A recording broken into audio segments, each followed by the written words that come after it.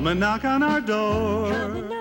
You probably know Suzanne Somers best as the consummate girl next door who stole the hearts of American television viewers for 5 years, playing a beautiful blonde named Chrissy on the popular TV sitcom Three's Company. Chrissy, don't come on, be happy. Let's see you smile. Now, all grown up, Suzanne is a grandmother of 3 who's still wowing him with her talents that stem far beyond playing your stereotypical TV blonde. With the song in my heart, I behold your adorable face. Just a song at the start, but it soon is a hymn to our grace when the music's swell. Carol Lambert, you are one sexy mama. On screen and off, Suzanne's lived up to the name of her most recent sitcom and taken life in Hollywood step by step.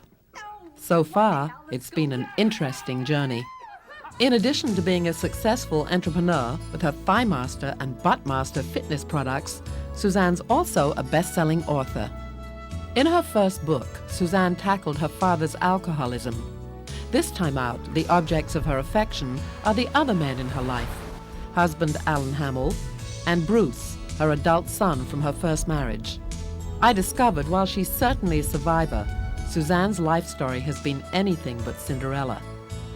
Suzanne, it's so great to be here with you today in Malibu. It's been a long time, It's been a Jackie. long time. We have a big history together. Yes. You did a movie that I wrote called Yesterday's Hero. Then you did Hollywood Wives, the miniseries. And I got to kiss Anthony Hopkins. How was that? I always meant to ask you. I came home and I said to Alan, my husband, wow, I know I'm not supposed to enjoy this, but he's really a great kisser. And he went, well, isn't that great? But now you have a whole new career, and I'm incredibly impressed because I read your new book, which is called Suzanne Somers After the Fall, How I Picked Myself Up, Dusted Myself Off, and Started All Over Again. You're such a survivor. I mean, reading this book about the family you came from, your father abused alcohol, and I know in your previous books you covered that subject. Right. But in this book, what I found most touching was at the end when your father died. On his deathbed, the last words he said were, tell Mommy I'm sorry. And I think alcoholism is about shame. I demanded that he apologize to me. I demanded it. But I think with my mother that I think the shame was so deep that they never went into that area again once he was sober. So that the last thing on his mind at his deathbed was to say the words he couldn't say to her all along. And I thought, it's never too late. Do you feel that your relationship with your father, with him being an alcoholic and being mean in the way he treated you, colored your relationships with men? I think because I never, when I lived with him, resolved that. He had all the power in the relationship. He had all the control. I kept seeking men in my life, which are very few before I met Alan, because I met Alan when I was 19. Yeah. Married at 17, divorced at 18, met Alan at 19. And Alan was every bit as controlling as my father. In fact, one time when we were having a fight, I said to Alan, you're just like my dad. And he went livid. I am nothing like your father. But I think my words were rather accurate, because I didn't know what it was that was just like my dad, just something I had a sense memory. And it was that I had no power in our relationship in the early days. And that's what our relationship has been about all these years, 30 years. The first 20 was just ramming heads together because I could not accept to be in an imbalanced relationship. I kept ramming the point home until we finally reached a level playing field, which is what we have now. Do you feel that with your relationship with your father, that when he would get drunk, the same kind of dance would go on? I definitely was in a dance with my father, always trying to be what he wanted me to be.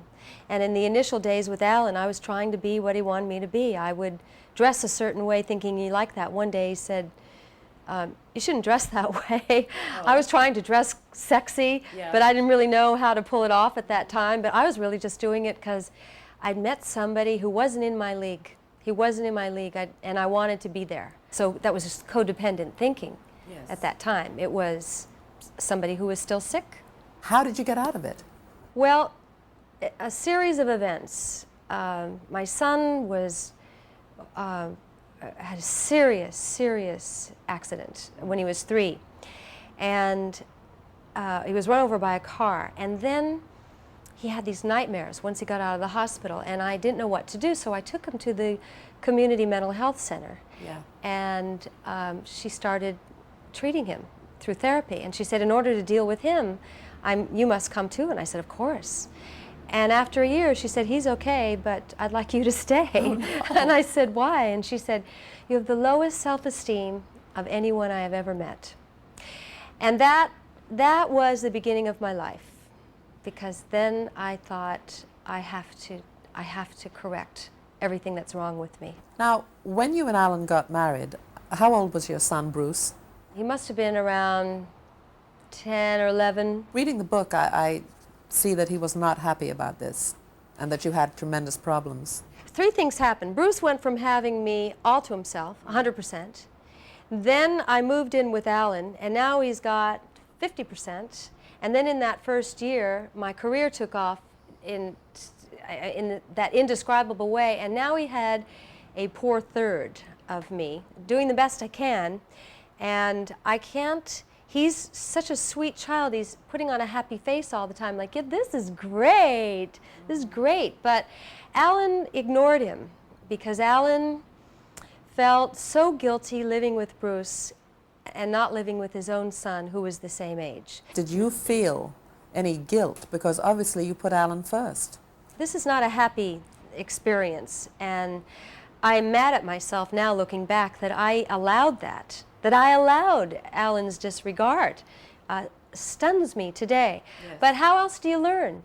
The most important thing is that Alan came around, and there's a scene in there that is so poignant where Alan went to Bruce's room. This is after Bruce was married, and he said, "This is long overdue."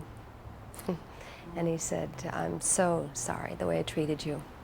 That was a wonderful thing for him to do. Alan now says he is my son. That's great. Yeah, so the point is hope. There's always hope. You can't give up. Thank you, Suzanne.